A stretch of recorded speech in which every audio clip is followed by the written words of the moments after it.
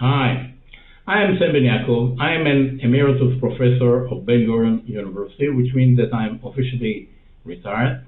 But in reality, I'm doing still research at the university and also heavily involved in industry, primarily in the area of electric vehicles. My main interests are analog and power electronics. I got my bachelor's degree from the Technion Israel and the master and PhD from UCLA. I got the doctorate at 1970, quite a while ago. I hope you'll find this presentation of interest and useful. This presentation is entitled Commonality Aspect of Switched Capacitor Converters and Switched Capacitor Filters. I'd like to thank Sandun for his help in the preparation of this video, and also to bring to your attention some relevant videos. Here are the links to my YouTube channel, which is dealing with power electronics and analog electronics, and to my LinkedIn group. I'm showing here seemingly two different devices of different technologies. Here is a converter, a switched capacitor converter. It's a ×2 here, which means that the output will be twice the voltage of the input. And here we have a device which is a filter, which you can set up by outside resistors. It can have a very sharp drop, typical of a high order filter, and also the nice thing about it that you can move the breakpoint by actually changing the clock frequency. So these are seemingly different technology, and the objective here is to show that they share a common aspect, which is the RE, the equivalent resistance of a switched capacitor circuit. So let me start off with the switched capacitor converter. What is it? In here I'm showing a doubler, and the operation here is as follows. We have switches here, which of course in the physical implementation will be MOSFET, and they are turned on in sequence, that is these two together and then these two, and there is a clock which is changing the position of these switches. So during this phase, the capacitor is connected to the input, so it is charged to the input voltage, and during this phase, it is actually connected in series. The capacitor is connected in series with the input. This is the input, like here. And therefore, the voltage here, which is fed to the output, is twice the input, Vin plus Vin. And this will be for light load or no load. And we call this voltage, this 2Vin, the target voltage. Obviously, when there is a load here, there's a current, then there is a drop. And this is something that we are going to discuss later on. So the objective here is to develop a model which looks like a Thevenin equivalent circuit, which has a voltage source, which is the target voltage. This is the voltage at no load or light load, which you can find from the operation of the circuit, and an internal resistance, which represents the losses. Now we can understand now that as we have here a load, there'll be some losses and there'll be a drop of the voltage.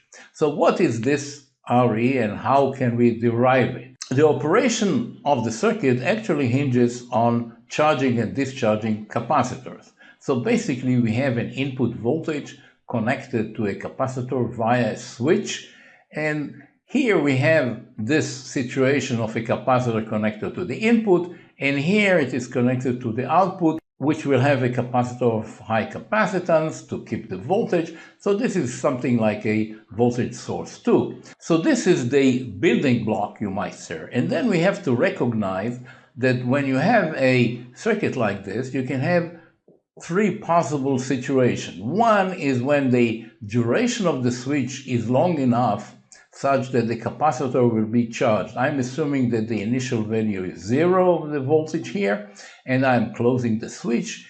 Current will rise, and then it'll drop to 0. So we call this case complete charge. On the other hand, if the duration is very short, and here it is, the no charge as we call it, we are here at the very beginning. The current has hardly time to drop, so we have an almost constant current.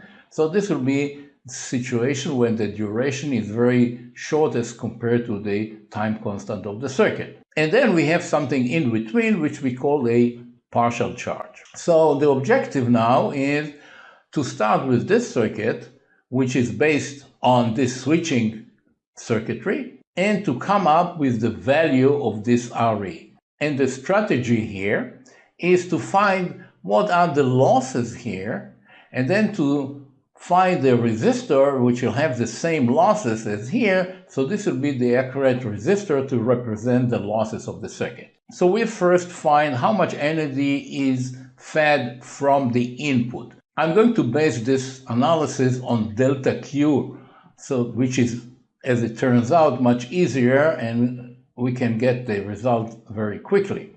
So for a delta Q that is coming out here during, say, the switching period, the energy is delta Q times V.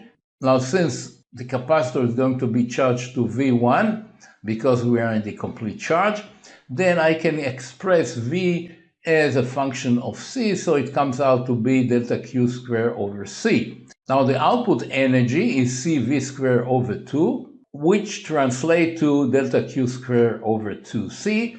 And if I take the difference between the input and output, I find the loss, which is delta Q squared over 2C, and therefore the power loss is delta Q squared over C times the frequency. Energy times frequency is power. It is interesting to note that this power loss is independent on the resistor. Kind of strange. You would assume that, say, if the resistor is made smaller, there be less power dissipated. But as it happens, as the resistor is made smaller, the current becomes larger, the RMS current is larger, and as it turns out, the energy lost will be the same. Kind of very strange, very unique case here. So the loss is independent on the resistance of the switch. So now, once I have this energy lost and the power lost, and recognizing that the same delta Q goes to the output, then the power lost at the output is the average current coming here, squared times RE, and I can express the average current as delta Q times the frequency, and then equating the power lost in the actual circuit, the switching circuit, with the energy lost in the equivalent circuit, I come up with the value of RE. Again, I find that this resistance, equivalent resistance, is independent on the resistance of the switches. It depends on the frequency, switching frequency, and capacitor, and this will be for the complete charge case. So what about the no charge case? In here, we find that this is the input current coming from here, but the capacitor current is then switching between charging and discharging, and as you can see, the current is just about constant because the duration is very short as compared to the RC of the circuit. And therefore, the current of the resistance of the circuit is I peak. This is this value. And in fact, the resistance is due to the resistance of these two switches, which I call R1, and these two switches, which I call R2. Now, the power lost will be therefore this current square times R1 and times R2 divided by 2 because each one is half of the period. So this will be the power loss in the actual circuit. Again, the average current coming out will be the peak current over 2 because at the output we see only one of these when, say, it's discharging. So therefore, this is the average current from which I can find the power of this equivalent resistance. And this brings me to the expression that RE is 2 R1 and R2, when R1 again is the total resistance here and total resistance here. So this is for the no charge case, while the previous one is for complete charge case. So I can now combine the two in sort of an asymptotic plot. Here, this is a function of the frequency. Here, it's not dependent on the frequency. The value in the no charge is this value as we've found before. While here, at a lower frequency, we find that the equivalent resistance is a function of the frequency and capacitance only. So what we have found that we have an output resistance, the value of which really depends on the switching frequency or the combination of switching frequency and capacitor. And here we are moving from the complete charge to the no charge through the partial charge, and this is sort of an in-between situation. So for any combination of the frequency, capacitor, and resistor, we can find what is the R equivalent. So what are the implications? If we have a load, then the output voltage will be due to a voltage divider, and therefore it will be like the target voltage times this divider. The smaller RL, the lower will be the voltage. On the other hand, the efficiency is the output power times the total input power. Since the current is the same, then we have I square RL for the output, I square the sum of these for the input, which is again the same thing as here, which means that there is a linkage between the efficiency and the output, or how close you are at the output to the target voltage. If you want regulation, if you want to change the output voltage, then you'll have to get by with a lower efficiency. Now I'm turning to the switch capacitor filters. Let me start off with the idea of an analog computer or integrator-based filters. Here is sort of an expression which sort of represents a very simple filter. Of course, it could be much higher order. This is just for the demonstration or explanation. If I have this relationship, I can change it to this form by multiplying these, and dividing by S, I can get this form. So this boils down to the summation of all these terms equal to 0, and the division by S, which is the Laplace transform variable, means integration. So this means that if you take the output times the constant and then integrate the output, etc., sum all these to 0, then this will represent this relationship. So we can do it by an analog circuit that sort of mimic this relationship, or emulate it if you want. And let's have a look at how it is composed. We have integrators and we have a summing amplifier. This summing amplifier ensures that the sum of all these currents is equal to 0, because this is virtual ground. I'm not showing the positive input which is connected to ground. So this current plus this plus this plus this must be equal to 0 at a steady state situation. So now I'm generating current which represent these terms. For example, if I want V out over B, and if this is V out, I pass it through this resistor. R is a scaling factor, just so we can adjust the resistance. And therefore, the current is V out over this term, which is B times V out over R, the scaling factor. So this will be an example of how to generate a current which is proportional to this.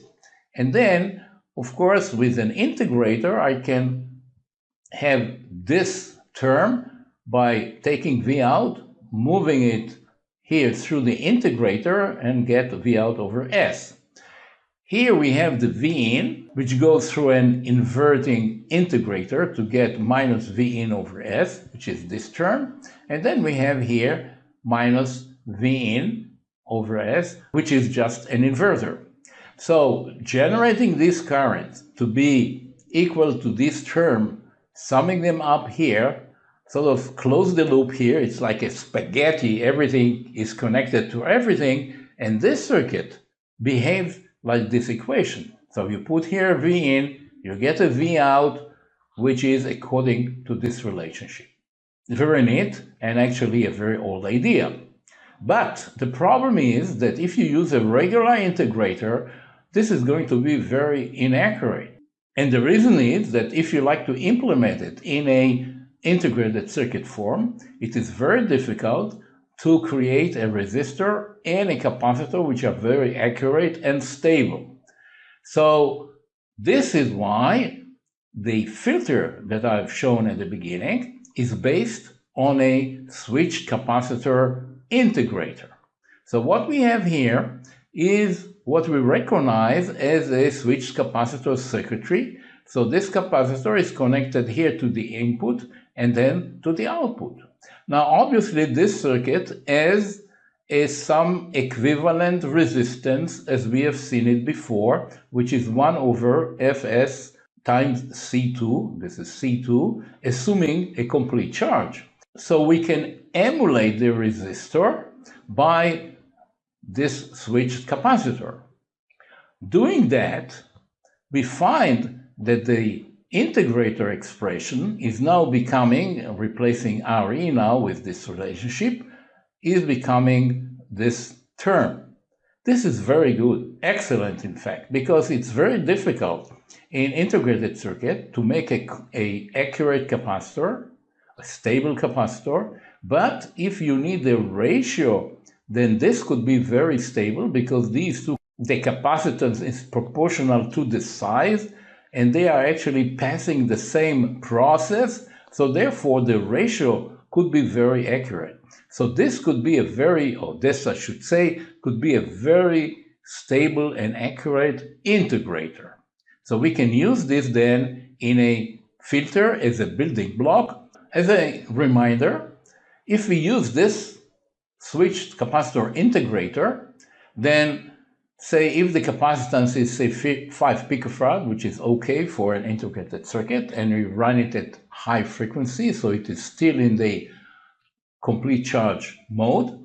If you run it at 1 megahertz, then the equivalent resistance is 200 kilo ohm, while if you run it at 5 megahertz, it's 40 kilo ohm. So by this, we are changing the constant of this integrator, which is changing the coefficient of the transfer function, and therefore will move the zero and the poles accordingly.